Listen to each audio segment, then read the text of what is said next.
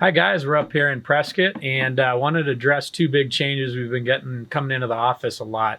Some big news that's broke recently. So that's AG49a, which most of you have heard of. Another one is 7702.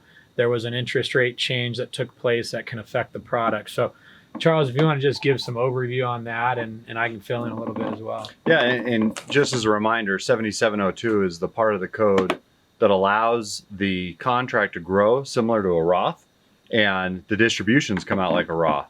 So the changes we're going to talk about today are akin to when you go back to some of the changes that happened to the Roth. Not good for us as consumers, but if you know how to handle them right, it could be a win for our industry. Yeah, so with 7702, without getting too much in the weeds, there's a key interest rate that had been set in place basically in the 80s when interest rates were a lot higher. Fast forward to now, they finally kind of mark to market reset that interest rate. What that means and allows as far as our advisors and clients are concerned is that for the same dollars of premium going in, I can now purchase substantially less death benefit. So the MEC limit or the 7-pay limit is now much different, such that I can buy less death benefit with the same amount of premium. So what that means is the internal costs, largely tied to the death benefit, have now come down. So if I were to associate this akin to an investment account, we always talk about fees compared to our strategies, LIRP, 7702 IUL, versus an investment account. We get to now close that gap even more, because now all of a sudden our COIs and internal costs are much lower than they were before.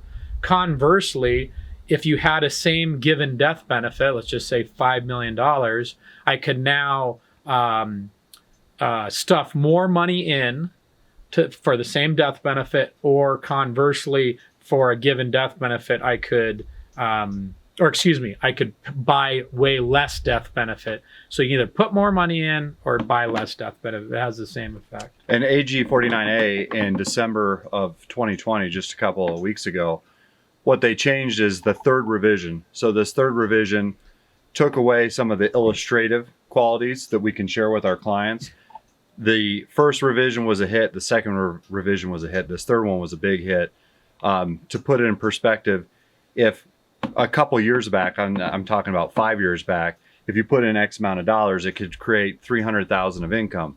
Well, with that same on the actual illustration, we could illustrate 300,000 of income. And today with AG49 and its 3 iterations, the same inputs, everything considered, it's about 175,000 of income. And that's a rough idea, but we've got a great new one-pager that we've created that we can share with you, and we can share some of the sound bites are as important as the one-pager, so that you know how to share with your client what's happening in the background and why the illustrations look so drastically different. And what's important to note is that most of these products haven't changed. Some of them literally have not changed at all. Some very subtle changes.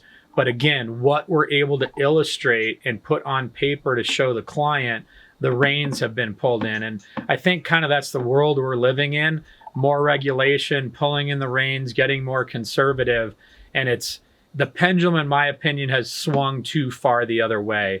I think there were some regulations that could have helped the industry, but now it's so far the other way that it's doing a disservice to our clients that are considering purchasing some of these products, where you can't even show the power that takes place. But be it 7702 and any questions you have with your clients on that, we've got a whole series of slide decks and one-pagers that can help you and your client understand why this is a good fit inside of your financial portfolio.